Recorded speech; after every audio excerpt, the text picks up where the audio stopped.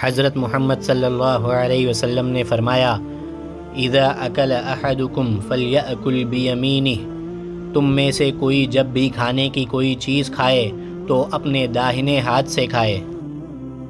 حضرت محمد صلی اللہ علیہ وسلم نے فرمایا، اقل من الذنوب یہن علیک الموت، تو گناہ کرنا کم کر دے، موت تجھ پر آسان ہو جائے گی۔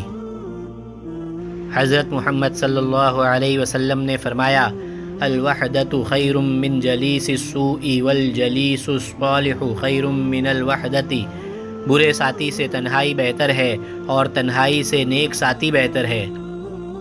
حضرت محمد صلی اللہ علیہ وسلم نے فرمایا، وَلَا تُكَلِّفُوهُمْ مَا يَغْلِبُهُمْ فَإِن كَلَّفْتُمُوهُمْ فَأَعِينُوهُمْ، اپنے ماتحتوں پر کام کا ایسا بوجھ نہ ڈالو جسے وہ نہ کر سکے، اور اگر ان پر بوجھ ڈال ہی دیا ہے تو پھر ان کی مدد کرو۔